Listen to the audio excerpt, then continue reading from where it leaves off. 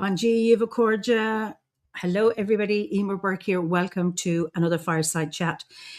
And this is Fireside Chat 203, brought to you by the Order of Bards, Ovates and Druids. And as is customary, I begin with a prayer for peace.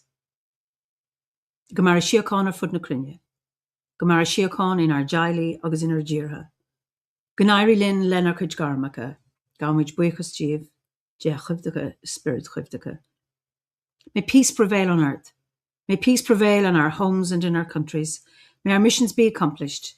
We thank you, guardian spirits and guardian deities. For peace. As the fever of day calms towards twilight, may all that is strained in us come to ease. We pray for all who suffered violence today. May an unexpected serenity surprise them. For those who risk their lives each day for peace, may their hearts glimpse providence at the heart of history. That those who make riches from violence and war might hear in their dreams the cries of the lost. That we might see, through our fear of each other, a new vision to heal our fatal attraction to aggression. That those who enjoy the privilege of peace might not forget their tormented brothers and sisters. That the wolf might lie down with the lamb, that our swords be beaten into plowshares, and no hurt or harm be done anywhere along the Holy Mountain, with thanks to John O'Donoghue. So, you're all very, very welcome on this Bealtaine Eve. Bealtaine starts on the 30th of April, and well, some say that, you know, the veil is thin between now and dusk on the 1st, but actually Bealtaine refers to the whole month of May. So for us, it's a magical time anyway, and it's a wet, cold day, and yesterday was lovely. Anyway, let me see where you're all from. Oh, sunny Slough, deepest, darkest, Elmer's End, Washington, New York, New Jersey, Sligo, lovely, Sowerby, Bridge, West Yorkshire, lovely. Lloyd, up early in the morning in New Zealand, South Wales, Wyoming. Hi, Liz. Anyway, lovely to see you all. And let me see where the other people from. Australia, more from Wyoming. Perth, great. Oh, sunny Orkney, brilliant. New Brunswick, Mayo, and I don't know where Mayo is. Is this Mayo in Ireland or Mayo someplace else? Anyway, sunny Gloucester, lovely. Wicklow, Wexford border, lovely. Cardiff, Hertfordshire, lovely. Anyway, you're all very, very welcome. And we are going to the UK. And let me introduce my guest this evening. And it's Sue Wookie. Sue, you're so welcome. Hello to everybody out there in the cybersphere. Really lovely to be here. And lovely to have you. Now, somebody from East Sussex, and it's Mayo County in Ireland. Lovely. I have a soft spot for Mayo because my mother's from there. Beautiful. And Cork, lovely. So, Sue, tell us where you are. I am in wonderful, glorious, beautiful Luton. I know it's a kind of a standing joke between you and me about Luton. Tell us what a magical, wonderful, incredible place it is. Well, it is. I mean, it's an ugly town, I have to say, but very diverse, very lively, but also sits in the Chiltern Hills. So it's surrounded by extremely beautiful countryside. I'm right on the edge, so looking forward in front of me now, I'm looking at Hawthorne in the Bridleway. Beyond that are fields, and then beautiful Chiltern Hills. So it's surrounded by nature and very, very lovely. So, you know, it's got a bad reputation, but step outside your door and explore a bit. It's beautiful and has some very interesting history. So, yes, not as it's pictured sometimes. So tell us about the history then.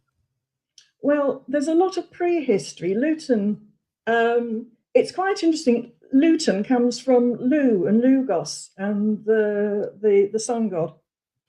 And Luton means town of Lewes River. And Lewes River is the River Lee, which they think means River of Lou. And it arises very close to me. There's a place called Five Springs.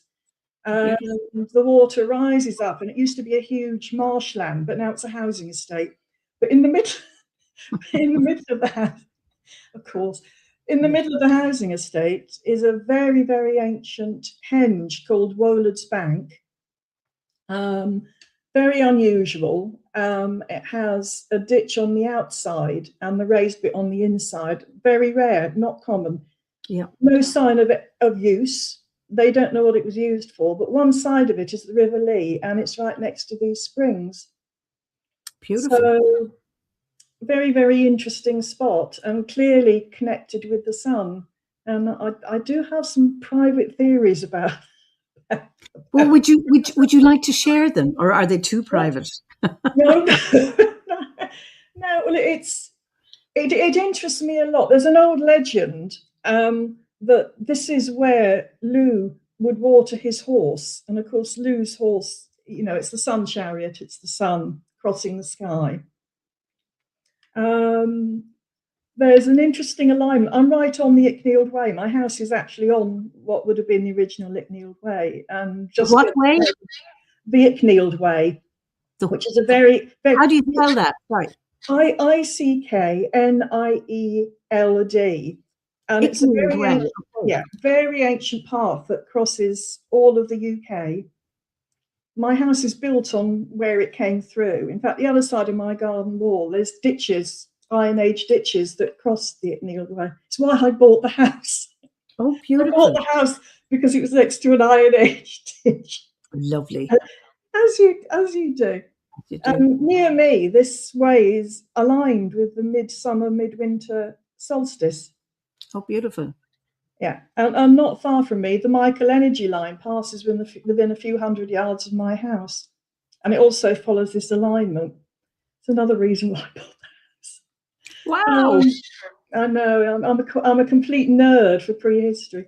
And this alignment's really interested me. The alignment with the Icknield Way and that line and the energy line goes through Wolard's Bank. It goes through it, passes the hill near me, which has got bronze and Neolithic burials on top of it, and another unexcavated henge. Goes through past some more Iron Age and features and Bronze Age burial mounds. This alignment has always really interested me.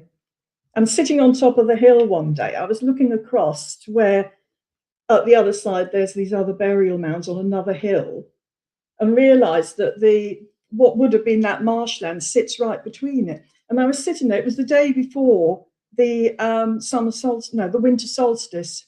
Mm-hmm. And I was watching the sun, and the sun was going down almost into where the springs are. It was descending into the springs. And I thought, gosh, I bet when the marsh was there, and when I originally lived in Luton, the marsh was there. It was very extensive. I bet that was lit with light. And it would look like Lou was watering his horses, like the sun was coming down into this glorious lit.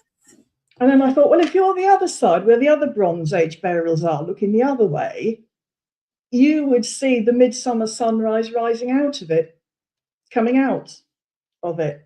Oh, my goodness. So I thought, that's interesting. Don't know what to do with it, but it's interesting. So I got up Google Earth. I love Google Earth. I'm a map nerd as well.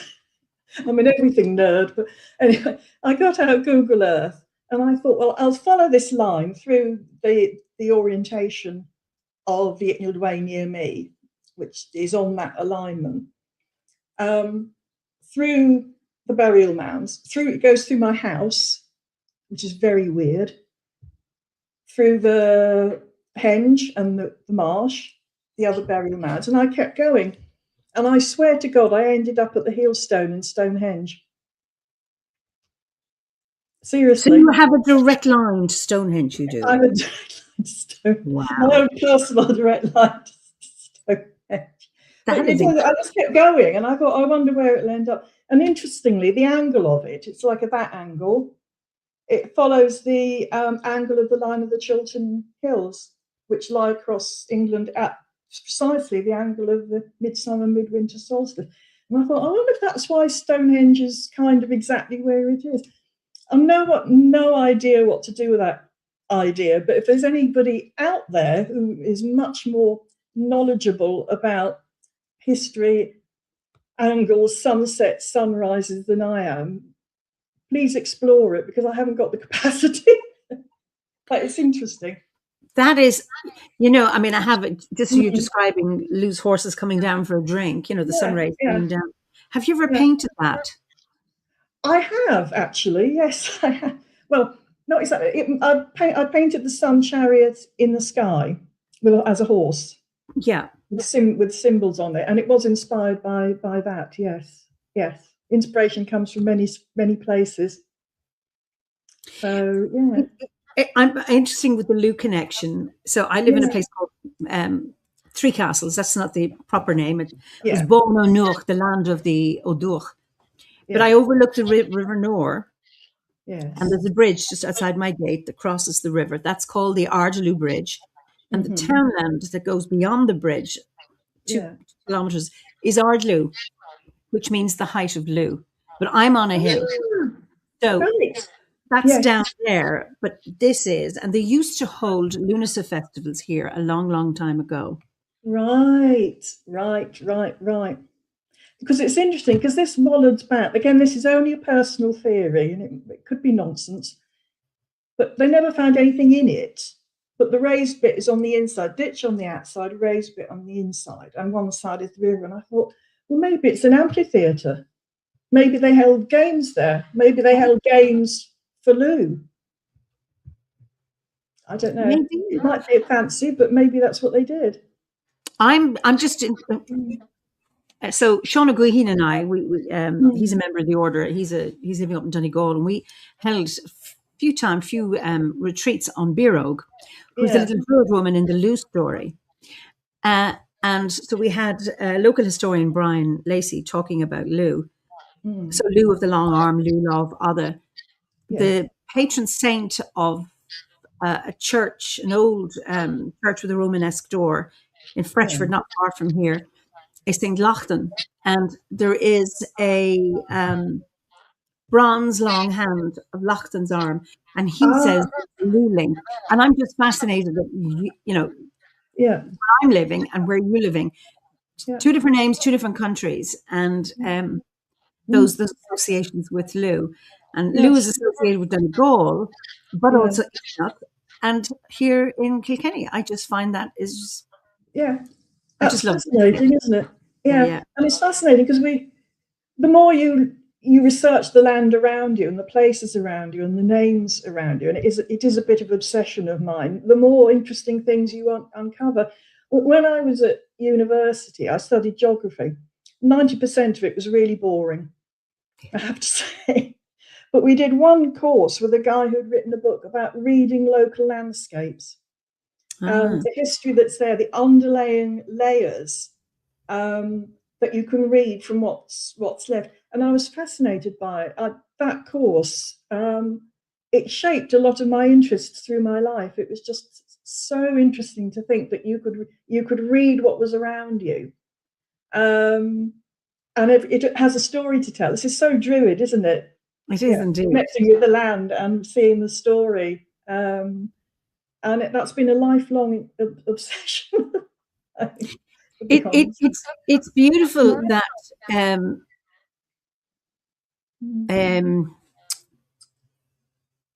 oh God, there's something really profound I was going to say, and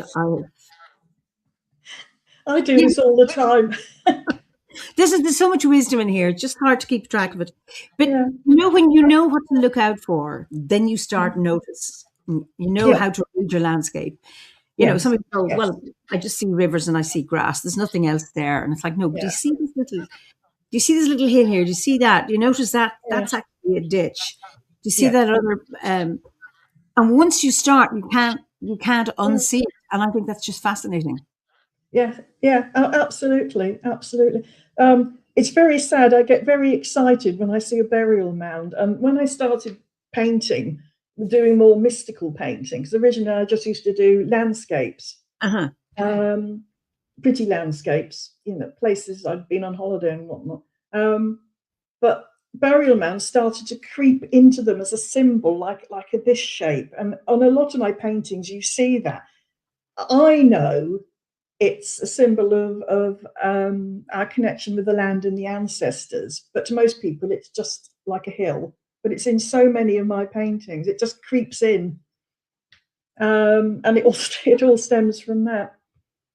So yeah. So we're going to be looking at later. We'll be looking at your paintings. Tell me, so you're a very interesting person, because I know that. But tell us a little bit about your background, and from where you came, as in spiritually, and how you arrived at Druidry and Obod. Right. Well, I've always believed in the divine, in that we have a spiritual life, we're spiritual beings. I've never not believed it, ever. Why I've never really questioned that, I don't know, but I never ever have. So I spent a lot of time trying to fit into various churches unsuccessfully. I spent a long time in the Church of England, being very frustrated by a vicar. I spent quite a lot of time in the Baptist church, being very frustrated by the Baptist minister.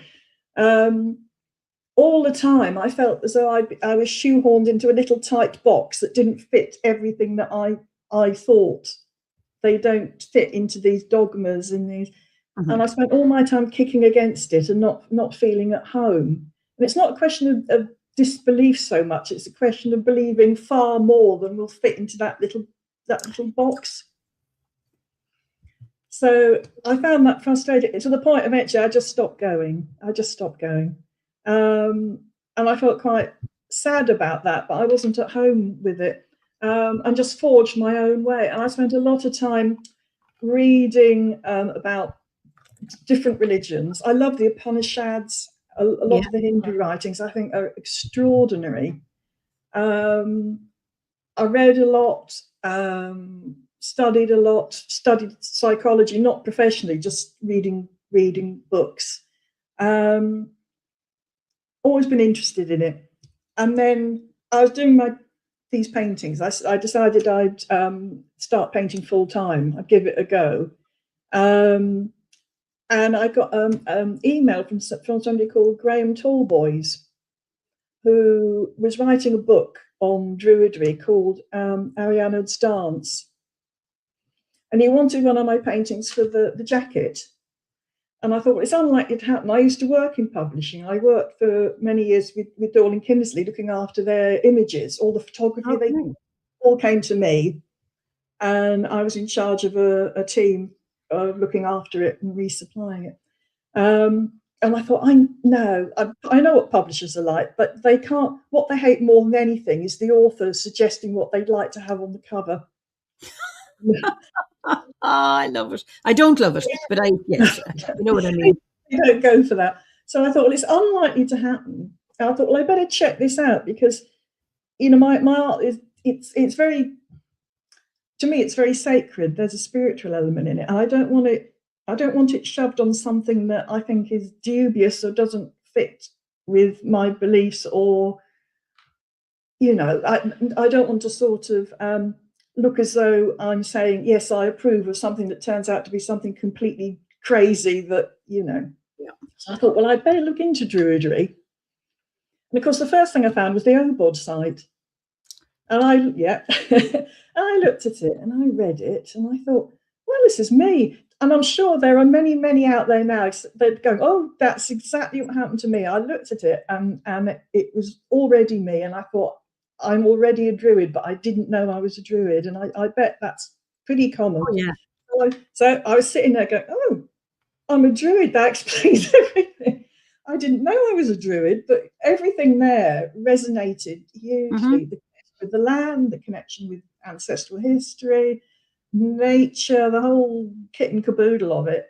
So I contacted Graham and said yes, because it never appeared on the cover. This is the cover. I got it here. because I'm very well prepared like that, being a nerd. So that's the cover. And it's a really good book, but the Earth's on its side, which as a picture person kind of annoys me somewhat. But it's an interesting book. So it never appeared on the cover. But I did the OBOD course immediately. I put my name Compensation. Yes, yeah. So because of that, I became a druid. So thanks to Graham Tallboys and his co-author for kicking that off, because I'd never come across it. Well, as a sort of historical thing, and those photos of the guy in his onesie and all. Oh, what do you call him? Yeah. I'd come across William Price. Yes, yeah. I'd come across all of that, and I was aware of the history of Druidry and the fact that William Blake was a Druid. So that's as much as I knew about it. I didn't realise it was reinvented and still around now in this new form that we practice now. So that was really exciting. So yes, and then because I worked with Sarah Arkle, and I was burbling away to her about how exciting Druidry was. And Sarah came along for that ride as well, and now we run a grove north of Bedford. So it's funny where life takes you, isn't it? What's your grove called? It's called Light of the Hearth. And lovely. we meet. Yeah, it's because the hearth is warm and welcoming, and balancing and centering, and you can gather safely and protected around it, and it also honours Bridget as a hearth. So we called it Light of the Hearth. We meet at Mowsbury Hillfort, which is just to the north of Bedford. So if anybody out there who is in the Bedford area that's thought about joining a grove and been nervous about doing it, we're very tiny, we're very bijou. They're very nice, by the way. They don't bite. No, we definitely don't bite. We're very friendly and quite informal.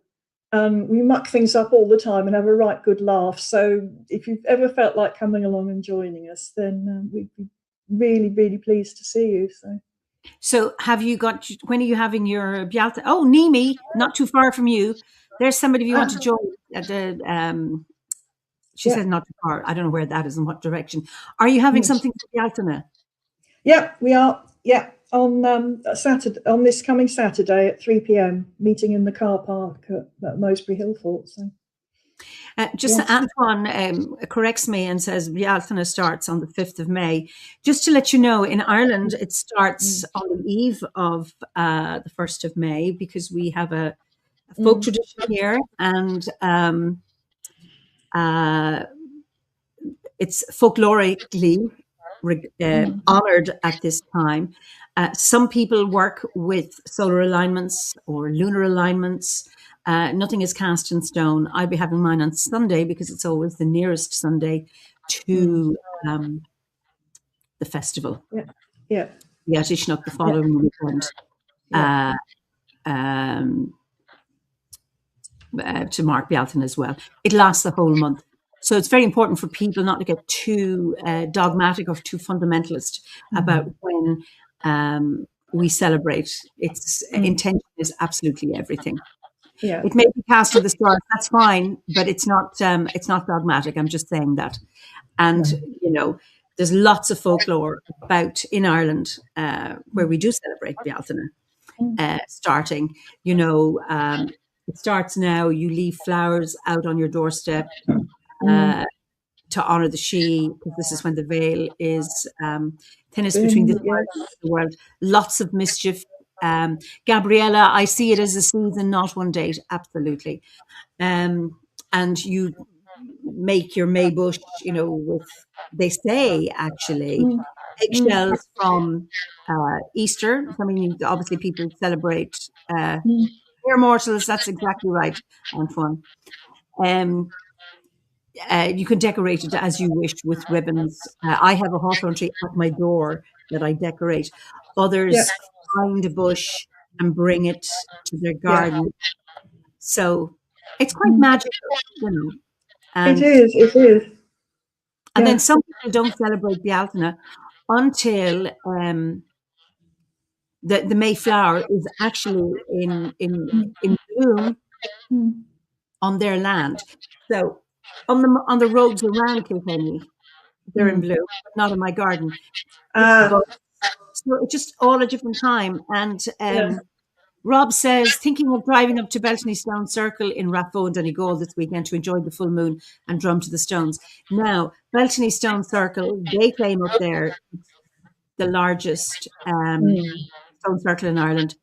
Grange down in Limerick near Lochgar, theirs is. But Beltany refers to Bealtaine. It's a Bealtaine stone circle. So it's yeah, and Liz says we all practice differently. Celebrate the paradox. Absolutely. Yes, 100%.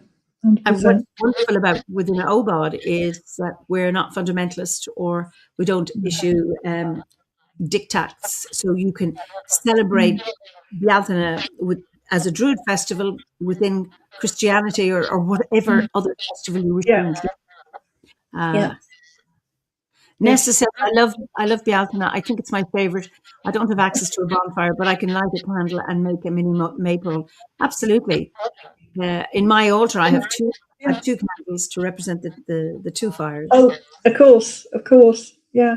Well, I'm looking at my May tree now because I've got a huge hawthorn on the other side of my garden wall. It's in full bloom. It looks absolutely amazing every year.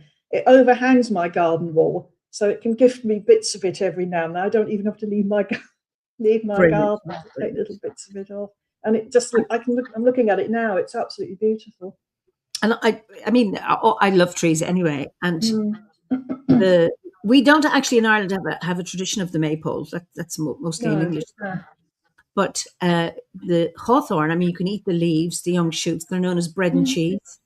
Yeah. That children would have eaten them when they're out playing to kind of to keep you going until you got home for your tea.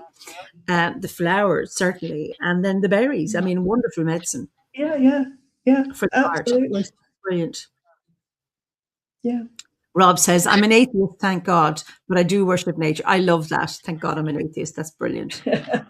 Oh, and Mimi says, our May blossom is almost over here. Okay, you must be much mild. It's we've had a mild winter, spring, a lot of rain, but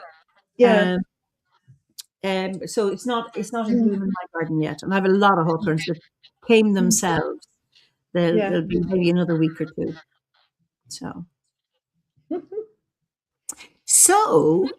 there's a number of things I associate you with. There's you as a painter artist, as a poet, and you're also funny, and you're an actor, and you're a singer. So would you like to share some poetry? Well, yeah, I just so happen to have one I prepared. I love this. I wrote this day before yesterday. This is not hilariously funny, but mildly amusing. I write serious poetry as well. I write a lot of serious poetry. I have done since I was a child. My childhood poetry is exceptionally bad, but I still have it. So I wrote this for our Grove on Saturday for our Eisteddfod. So they're getting a bit of a preview of it. So they'll be very bored when they watch this. They'll be there on Saturday. Well, I've already heard this.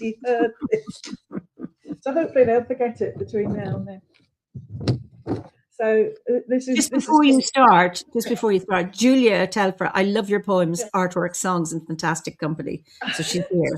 Yeah. Oh, bless you. Thank you, Julia. Well, this is called Beltane Bliss. And I wrote it because I wrote a post on our Facebook page for our Grove, and I said on it that Beltane is belting. And I thought, oh, that's clever. I could write a whole poem about that, because we've had wonderful weather. It's been sunny and hot for a week or so. So this is called Beltane Bliss. Beltane is belting. The week has been sweltering. The May bloom is blooming. The bees are all zooming.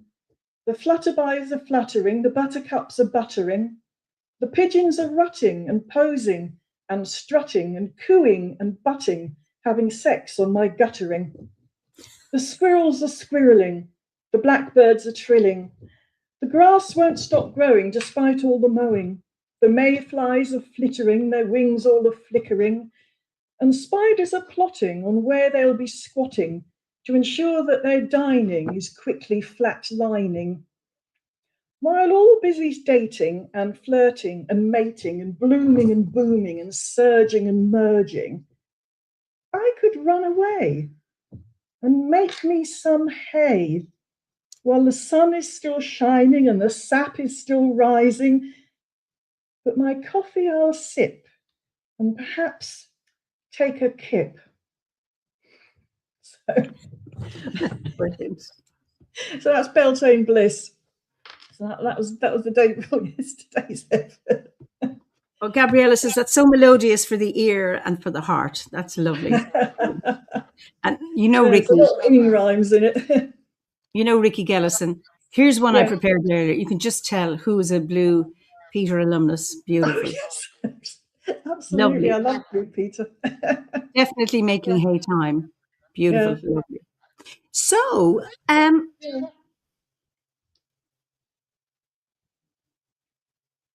what are you retired now? Are you full-time painting? Okay. Yeah. Yes. Yeah, absolutely. I divide my time up between painting and singing and performing. So I do shows on an amateur basis, musicals, operetta, and I do concerts. Some of them have been semi-professional. Some of them, again, amateur. So it's a little bit of a mixture. So just finished a show. Got some concerts lined up. Got an awful lot of music to learn. So busy with that. Okay, so I'm going to. I think people. It's time to what was it? Show and tell. I will put this up, and then you can. We'll go off screen, but we'll both see it, so you can talk us through this. Really? Oh yes, Earthbeat. There's been a lot of interest in this painting, and it was on the cover of the Earth Pathways diary, which is a really wonderful diary full of. It follows the wheel of the year. Okay. Really inspirational, and bless them, they put this on their cover and on the cover of the calendar. So really, it's the Earth's heart, and the four elements have been painted all around it. I had some difficulty with it. It didn't start out looking like that, and then it went wrong. And as often is the way I find with painting, when things go wrong, I put a lot of effort into putting them right and end up with something better than I originally thought. Oh, brilliant. So yeah, sometimes they just go the way they're supposed to go. Wow. So, yes. Yeah. So Earthbeat. So let me know. Tell me when to move on. Yeah, that's fine. Yes, move on. Oh, and this is my latest one. I've done a whole series of paintings of animals running through a woodland with the sun in different positions or the moon. And you'll see there's that mound that I base on the idea of the burial mound and our ancestors, but you can see it in this painting as a semicircle. But I don't know where they're all going. They're all going in the same direction, but I don't know where they're going. Oh, so, you mean the animals? Okay. Yeah. And the reason they always go right to left is because I can't paint animals going left to right. Really? Yes, really. Wow. I know. Well, there's some comments. I also love that you use a square canvas. No, things go right, says Nimi. Gorgeous, stunning. Wow, that's cool, beautiful. Anne wants to know, what medium do you use? It's watercolour. I love the way the light comes through watercolour and it really brings it to life. There's no heaviness in it. You get a sense of real light rather than painted light. And that's the medium I've painted in my whole life. I have dabbled with other mediums, but this is the one that I settled with, really. And with the script, is that with a pen or Indian ink, or how do you do that? Yeah, it's a pen, and they're little short poems or words that I write myself to go round, but only after I finish the painting. Okay. So sometimes I finish the painting and then spend a whole week trying to work out what to write to go around it. Wow, it's beautiful. Yeah. Lovely. Next. Oh, the moonhorn, beautiful. Yeah. And this, gosh, I've still got the original of this. So many people have connected with this particular painting. But to me, it's very local. The White Horse is one of the first guides that I met when I started the O-board course. And for me, for years of working with this guide is connected to the land here. Almost like a totem for the land and the landscape, but something that I developed a personal connection with. So this painting for me is really deeply meaningful. So yeah, very important to me. Wow. Hmm. Oh, look at that. I love the reason they're looking at us is I want people to look at the animals and connect eye to eye with them and to see the soul in them, really. So I painted or drawn in pen and ink. A lot of these animals are looking straight at us like a portrait. And I usually put with them something that relates to them. So fallow deer really like rowans and rowan berries, which is why she's there with the rowan berries. And the reason it isn't a fallow stag is because if I got the horns in, the head would be very, very tiny. Oh yes. So it had to be a doe, but that's fine. She's beautiful. So I'm blown away by her eyes and the contrast of her eyes, against the pen and ink, and then with the rowan berries, how vivid they are.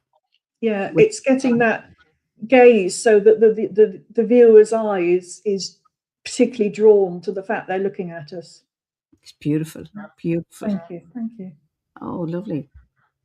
Oh, I love hares. Look at her. Yes. She's gorgeous. Yeah, I love hares as well. And it's something, when I was a child, I was drawing hares, and I'm still drawing hares. I'd forgotten I was doing that, but then I found an old picture that my mum had kept, and I was drawing hares dancing in circles. And I'm still drawing hares dancing in circles. But yeah, again, it's that direct look, and spring flowers around her. So it's a mixture of buttercups, and I think, is that a hawthorn or blackthorn? It might be blackthorn. Not sure. Can't remember now. It looks like a hawthorn. Yeah, it does, doesn't it? Oh, it's just beautiful. Beautiful. Yeah. Gabriella says, I love the white space balance. That's magical. May Queen hair. Beautiful. It's lovely. Thank you. Oh, and this, Heart of the U. Yeah. I mean, this is how I inwardly feel about yew trees. And again, you've got that mound across the bottom. Yeah. It's that connection again with the past, with ancestors, with wisdom, and the fact that I quite often put red dots in paintings that to represent the heart, to represent a beating heart. So quite often in them you will see this red light or warmth within, and I want it to look like something that you could. It both looks dead and alive at the same time. So at the outside you've got all the leaves and the life. But you've also got that feeling of age and the branches, and that kind of contrast. It's quite hard to express.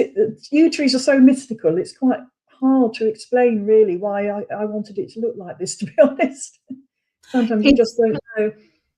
And when you have the part on the left, I thought at first, like, are they skulls? Ah, I yeah, wondered, like it being yeah, associated with death, and they're yeah. not. It's No, something. There's a hint of it because you have the vibrant, the green and the berries yes, yeah. around, and then you have that other bit. And one of the mysteries of, Mm, I suppose, the yew tree, that mm, it can be dead or apparently dead in the middle and hollow, and then sends because it layers and has its yeah, daughter trees. I just find that exactly. fascinating. Yeah, exactly. Yeah, it's amazing, isn't it? It can be completely hollowed out and still completely alive. And unfortunately, that's why a lot of yew trees were cut down and killed because they were assumed to be dead or dying. And it's part of their life cycle that the centre hollows out and then they just go on growing outwards. It's really amazing. Have you Uh, seen? I don't know if you've been to Scotland. Have you seen the Fortingal yew? I haven't. I'm aware of it, but I've not. I've not actually seen it in person. We were there on a retreat about Mm, last year. No, the year before last, mm. and I mean, it's protected now. It's in a graveyard, and you can see where it originally was, and it had to be protected because people were lighting fires in it, as in, let's sit in here and shelter and keep ourselves warm, Oh, right. dancing to it. Yeah. But they Yeah. say that Fortingal yew is the oldest living being in the northern hemisphere. Amazing, isn't it? Yeah. That's incredible. Really incredible. They really are extraordinary trees. The only one near me is a young one, but I visit it quite often. It's beautiful. Um, Beautiful. mm. Balance. Oh, yeah. Now this is the one that Graham Tallboys wanted to put on the cover of his book. Ah, And it's one of those weird ones where again you can see that the mound yeah. that the tree's growing on. And I, it's the design, the shape of it is based on an Indian chola bronze, I think, which is in South India chola. I'm not sure, but they produce incredible bronzes, including one of the Hindu tree of life, which looks Okay. like a brain. And I was Ah, fascinated by this, and it appears that shape tree appears in quite a lot of my paintings as a nod to it, um, because it's a tree of life, and it looks like, as I said, it looks like a brain. It's a fascinating shape, and the circles under it. I don't know what I was doing. I felt a compulsion to put these circles, and I looked at it when I'd finished, and I thought, I don't know what. Why did I do that? I don't know what this is. And I swear to God, I heard a voice in my head saying balance. So it's called balance. So that's Arwen, isn't it? It really is Arwen. absolutely. Yeah. Yeah, I, and I, yeah, I mean, and the other word that comes into my head is contrast. And yeah, you've got the sun and the moon, and then you have the brightness and the yeah, beautiful, yeah, black sky, starlit sky with mm, I suppose, the frosted branches, mm, frosted leaves, actually, which is again paradoxical that you have leaves like that. It's just beautiful. yeah. Oh, thank you. It's amazing. A lot of people again are really particularly drawn to this one, and I think it's because it was given, not really created by me. It was given. Beautiful. Mm. Lovely. This is I'm doing. I've been doing a series where I've been going through the elements. Hmm. And I think I've done all the elements now. I think fire was the most difficult one to do, but this one was air. So, and again, you can see the little red heart. Yes. Um, Really, just as a symbol of love, I think. Um, so I've been doing these slightly angelic-looking figures that are representing the elements. So that's quite a recent one. But it's a good example of the delicacy of watercolor when you know how to use it, where you can get these ethereal, misty, where it all flows. It's Um, beautiful. Very particular to watercolor. It's a perfect medium for something like this.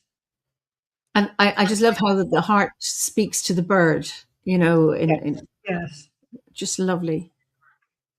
Wonderful. And some of those birds are like angels. Okay, is she an angel? Or are those birds? Look at the wings, some of them. Yeah, Just yeah. beautiful. It is. They kind of represent birds and also spirit. yeah, what you said is absolutely what I was intending.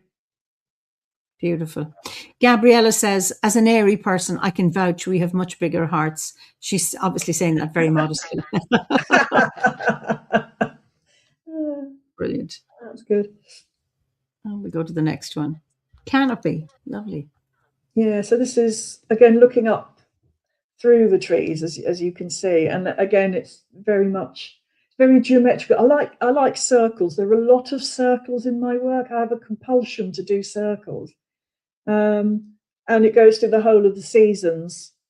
And of course, all the different birds. And it started because I just wanted to do something very geometric. Mm-hmm. And as I was working, I just thought, no, this is trees and looking up through the trees. And the central one is supposed to be a tree that's in all the seasons, but you're looking up at it. Beautiful. But it's another one where I just start with a lot of shapes and then I just see where it goes, and there isn't really any plan to it, which is the best way to paint, I think. I don't do lots of planning. Gabriella says this would look beautiful as a tapestry or a rug. Probably would, actually. Take a great deal of stitching, but yes, it would. And Cara Sue says, I'm aspiring artist myself. This is so inspiring. So the aspiring and inspiring in one sentence, yes. Beautiful. That's lovely. That's lovely to know. And Erica, well, just to Eric, it's watercolors that she's using, not acrylics or oils. Beautiful. Yeah. The marriage of Paul and Luna. Okay. Yeah. And this is an interesting one. This is another example of Arwen taking control, because it wasn't supposed to be this. It was supposed to be the Green Man and the Green Lady. Okay. And that's how I started painting it. This is one of the reasons why he's got oak leaves in his hair. Okay. And as I was doing it, it just refused to be that. It absolutely refused to be that. It wanted to be the sun and the moon. And so it developed like this, but it wasn't intended at all. And it's got lots of little insects in it, because I love painting insects, and I particularly like moths. I've got a thing about moths. I think moths are wonderful. So there's all these little insects in it and around it, just so I could have the fun of painting them. But obviously, there's nighttime insects and daytime insects. This is what it wanted to be, so I just went with it. I just love what they're creating, with their breath. The golden breath, the silver breath, and that it's like a caduceus, isn't it? Yes, yeah, it is. It is well spotted. It is. Was that your intention?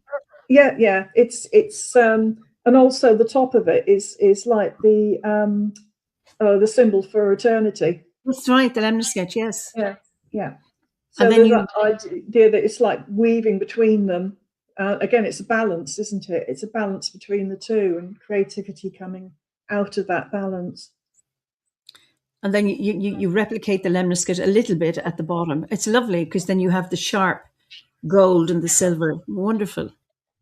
Oh, absolutely beautiful. Thank you. Yeah, people are saying love the hair entwining. The interweaving is lovely. Love the writings around the borders. It's just beautiful. That's very kind of you. It's quite, because it's interesting, because I've exhibited this a lot, because I really love this painting. But 90% of people looking at it really just don't get it. They think it's interesting, but they don't quite get it. But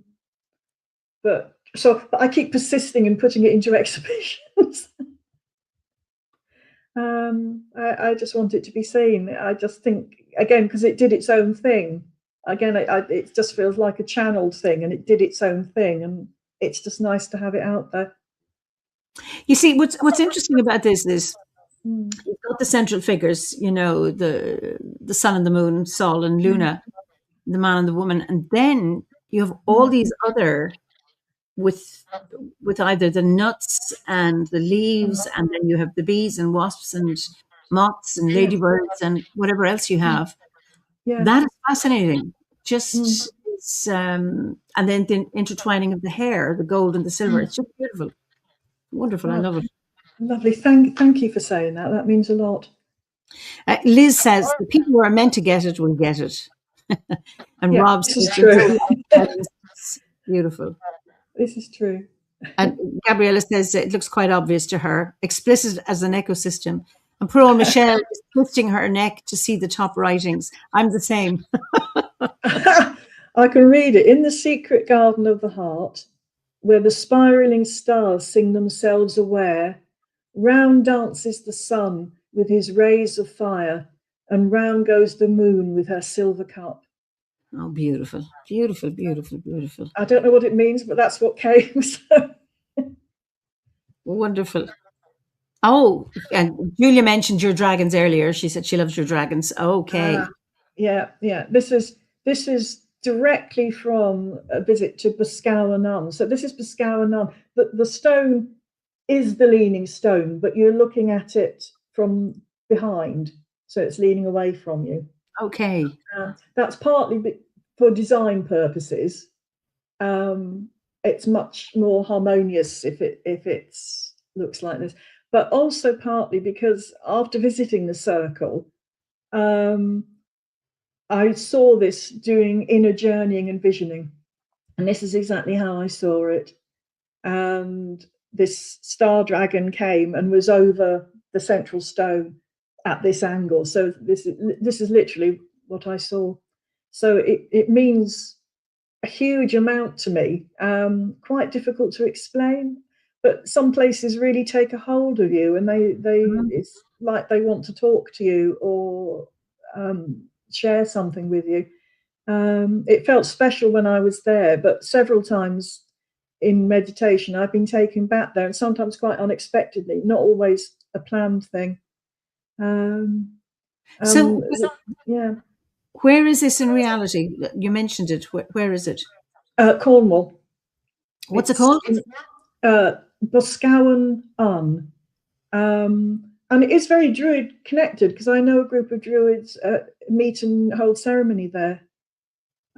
It's a very, very special place, and quite difficult to get to. We went on a day where the mud was absolutely appalling, and it was a real struggle to get to this stone circle. By the time we got there, we were filthy, but it was so worth it. It's a very interesting place. The Mary line goes through it, the Mary energy line, which is why whenever I see it inwardly, I see all this flowing blue energy. Because it strikes in the painting. Is that, do you have to go through, is that hidden from the road, that you have to go through lots of hedgerows? Yeah. I've been there. But you know what that's like now? It's almost like it has a well-like quality, you know, with your blue circles. It's almost like that, whatever that radiating energy is. It's like ripples in water. Yeah, and that's how I felt, that this energy is connecting and being fed upwardly. It's like energy lines that go across the land, but this also was an upward energy line, and the dragon was like a personification of it, as though it's sentient. Beautiful. I felt it was sentient, and it presented as dragon-like. So it's very hard to explain. Very, very hard to explain. Sometimes these things they're very symbolic. Well, this is why you're a painter. You know, it's actually the words coming through the picture itself. Ferdiad McGowan says, "Have you ever considered making an oracle deck?" I haven't really. That's a very big task, and I think you need to know so much about oracles to do it. So it's been mentioned before, and it's been suggested, but no, I think that might be a step too far for me. A bit difficult, and it's. I suppose that would have to be planned and something worked through. Whereas what I tend to do is wait until a painting hits me. Okay. And then I paint it, which is why I never do commissions. I can't paint what I'm asked to paint. I can only paint whatever is evolving, sometimes from the inner work and druidry work, and sometimes from inspiration walking around with the land. And I can't really paint in any other way. Well, Gabriella suggesting you could turn all of these into an oracle deck if they're spirit guided. Well, they certainly are. They certainly are. Who knows? Maybe some seeds have been scattered. Could be. It could along could the line. be. Who knows what'll come? But they are beautiful. They are beautiful. Yeah, very true. I put this in because I thought you might like to see a little bit of Ireland. It's beautiful.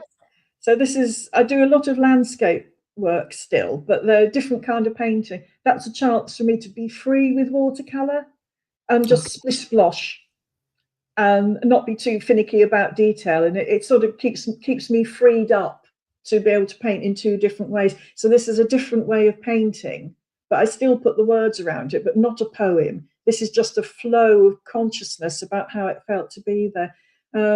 I've got friends who live in Kerry, and I've been to Kerry a lot.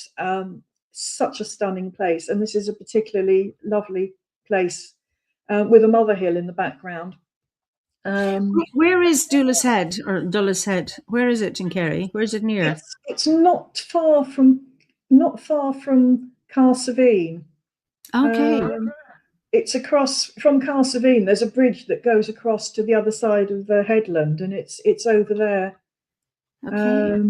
And just above this, there's a hill that's dedicated to Cromdu, the sort of dark Celtic god. So, and it's all woodland, very creepy. I have to say, it's a very, very creepy place. But it's right above this. It's got atmosphere. I'm looking this up because I'm always interested. What does it mean? I don't know yet. Anyway, No. I'm always interested in. I could see it there, but what it means in terms of the placing, because it's got two names. It's either Bolus Head or Dulles Head, and yeah, because our colonial masters unfortunately translated our place names, that we lose the meaning and the sense of it, because there's so much. It's the same in Britain as well. People will tell you this is a Saxon name and this is whatever, and that they have particular meanings. But yeah, and you've got to preserve it. You do indeed. You do indeed. There's lots of. Eric says, keep a copy of all your paintings. Eventually, each creation could go towards an oracle deck. I think, there's a little bit of pressure there. It does sound like it, doesn't it? Exactly, that with Sol and Lula too, the oracle deck would be very special. Oh, love the way the elements meet. Spirit guides you for sure. So I think maybe you can't foreclose on that just yet. No, maybe not. And who says life was easy? Anyway. And where's Galley Hill? Now this is the one above my house. Okay. So I can see it. If it wasn't getting dark, I would be able to see it. This is where I walk a lot, and this is where the burial mounds are. So at the top of the hill, there's Bronze Age burial mounds, and on the dip slope of the hill, lots of Neolithic burial mounds. And this particular area here, where, of course, this is very, again, splish-sploshy painting, very, very free. That bit where the corn is, in that particular area, I find a lot of Neolithic worked tools, a lot of them, because they lived on top of the hill, and Paleolithic as well. So I find work tools all the time, and rocks that have clearly been burnt. So burnt flint, which is another sign of people living up there, and tiny bits of pottery. I can't take a walk up there without finding something. They lived there for thousands of years, so It's interesting because these things rise, the earth pushes them up. I'm Yeah. always fascinated how those offerings. Gabrielle has a question. Are the energy lines represented in the painting? I just got a message saying my battery's running low. So what was the question? Sorry. Are the energy lines represented in your painting? Well, I have done a painting with the energy lines, but not in this one. It runs below this hill, parallel to it, not that far away from it. And then Libby wants to know, love the light and dark contrast. Is that a river or a hedge? Oh, it's a hedge. It's a hedge. Absolutely beautiful.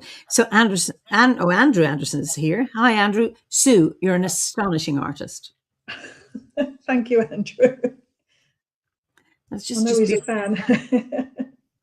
So I'm going to go to the next one. Oh, I loved it. This is so explain yourself. Yeah. So I put this in as a bit of fun. So this is an assortment of recent roles on stage, and there's quite a bit of Gilbert and Sullivan there. The only one that isn't Gilbert and Sullivan is the one with me in the grey wig, which was me and my girl. Me and my girl. I played the Duchess in Me and My Girl. And the one on the bottom right, that's the one we did just 3 weeks ago. So What was it? Patience. We set it in the 1960s, in the Flower Power era. Wow. So I was singing Lady Jane in it. So I put this in as a little bit of fun. Oh, that's lovely. And then your top right, who are you there? Well, that's the Mikado, but to avoid offending the Japanese, we decided instead we'd offend the Scots, even though there's quite a few Scots people in our company. And we did a version that was originally done in America called the Mikado, set in 17th century Scotland. And it works. It really works. And the audience loved it. So I was playing what would be Katisha, but was renamed Katrina. Oh, very good. So you get to wear a posh dress. My brother was Pupa in the Mikado.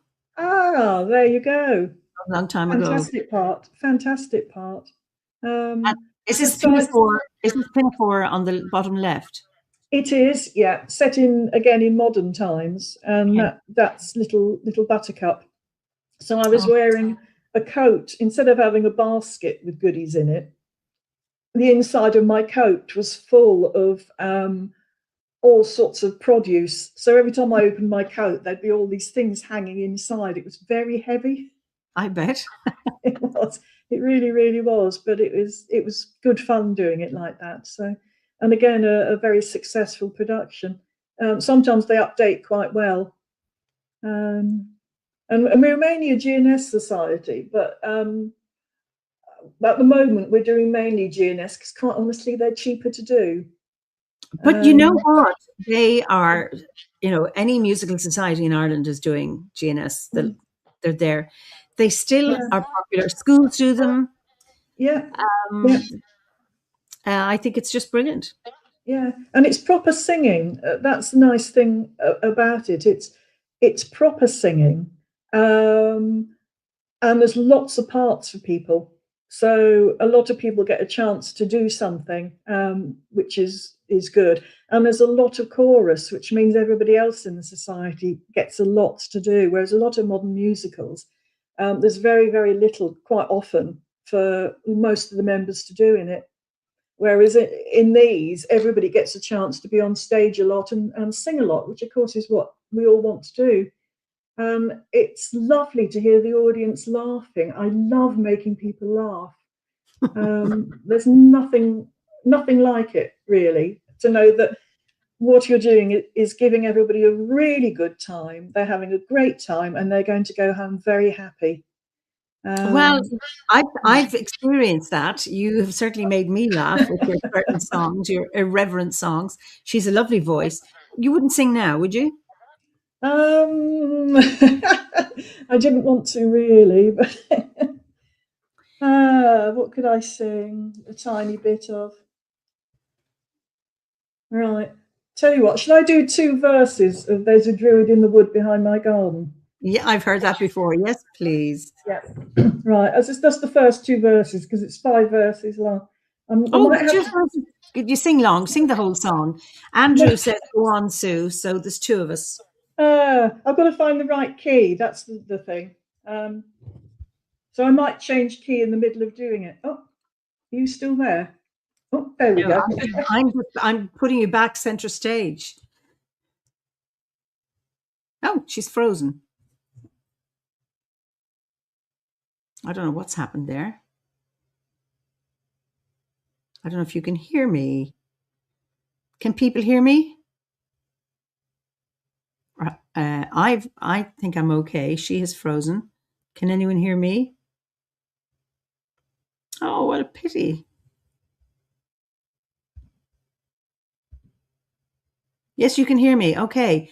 So I don't know where you can hear me, but can you hear Sue? Because I can't. Oh, she's got stage fright. Very good. Not Sue though. Okay, so it's not all right, we'll just wait and see, does she come? She said, okay, I'm letting her in again.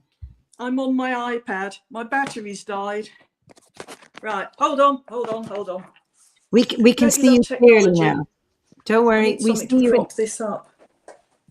Hang on, I'm going to put the lamp on it. Prop it up against the lamp. No, that's not working.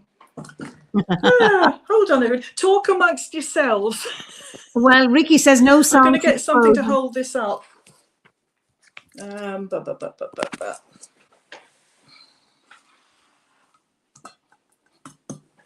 Right. Okie dokie. No, you're looking really well. I don't know why my battery died so early. It was on full, but anyway. Right, so you can all see me. Yeah, and hearing is the priority. Hang on a minute. Hold on. You go.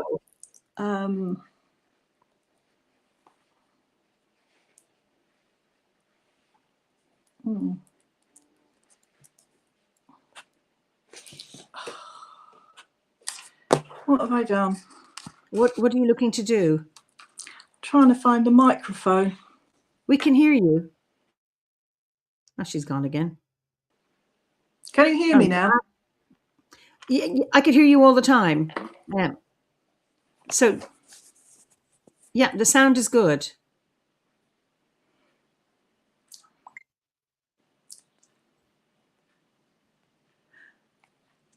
I don't know. I can't hear you. Oh, you can't hear me. Everybody can hear me, and they think you've frozen. So, okay.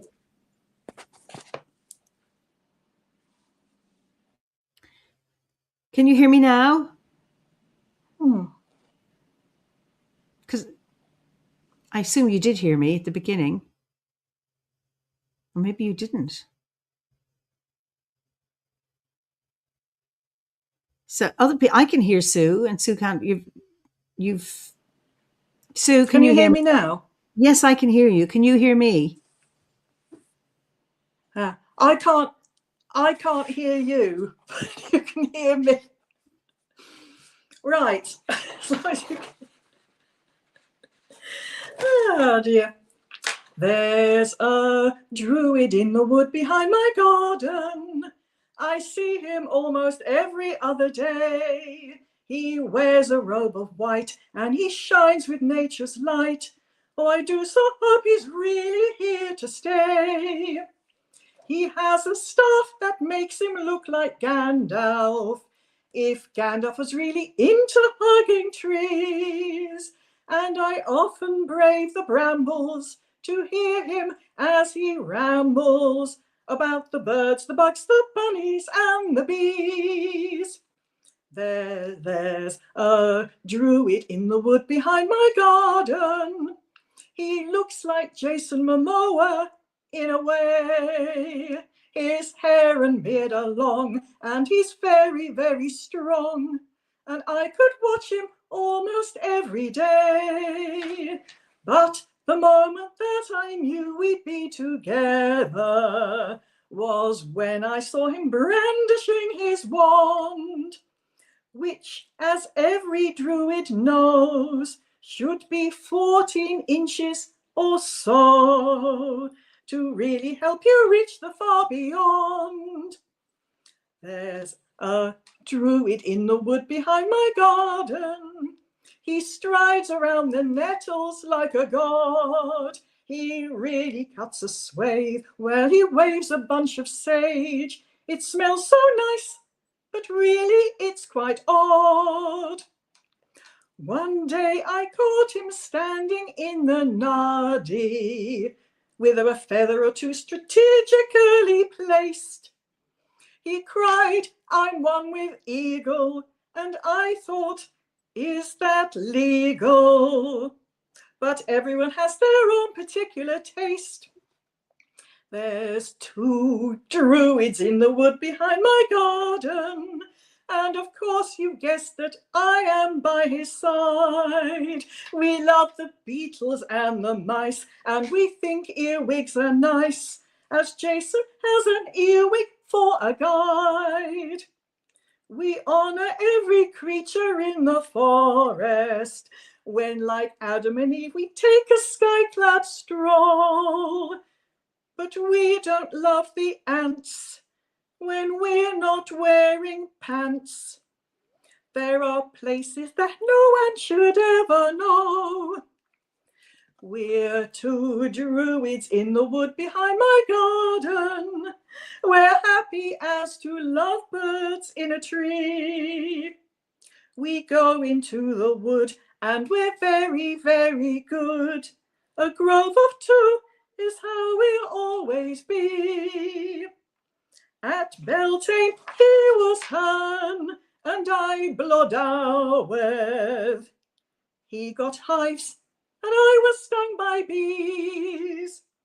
He likes east and west, but for me north south is best, as we cover all the quarters 'neath the trees. Can you hear me? Can you hear me? Oh dear. Oh, So, I don't know why I can't hear you. That's very funny. That's very funny.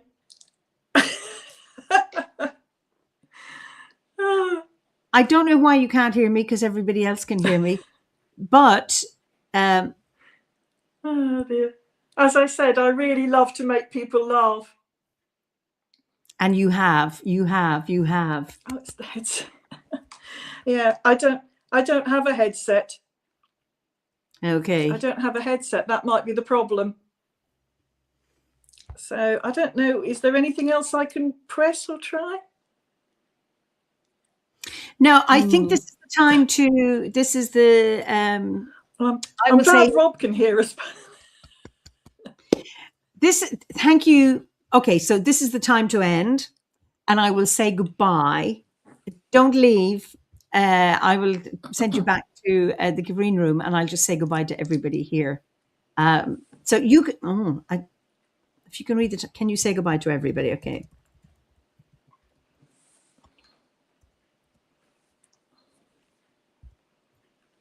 I don't know if you can read that. I'll see you here. Okay.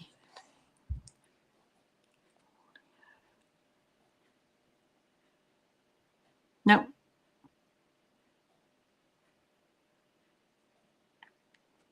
I wonder if that makes a difference. Can you hear me now? No. Okay. You say, can you read the screen? No. Oh, I can. I can say goodbye. We're doing it old style. It's been really, really lovely. I've enjoyed this so much, and I've loved all the comments. Thank you so much. And it's been really, really lovely. So goodbye, everybody. I'm glad you liked the poem.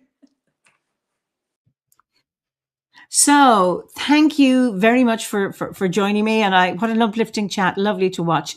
Sue's brilliant in terms of her poetry, her singing, her artwork. Lovely. And I'd love to go and visit her landscape, boring, dull Luton, and then to have all that magic all around that town. So I wish you all the best on this Bealtaine Eve. Many, many blessings. I wish you well for the rest of your day, evening, or if you're watching a recording, and also sound blessings to Lloyd, who's in, and to somebody else from Australia here. So those of you who are in the Southern Hemisphere, and many, many blessings of Samhain as well to you all. So may the magic at these times, as the veil is thinnest, no matter where you are in the world, and enjoy the magic that's there until we meet again. I won't be here next week. It'll be the week after, I am thinking. Let me see. Yeah. So I will see you in 2 weeks' time. In the meantime, please be well. Slán go fóill.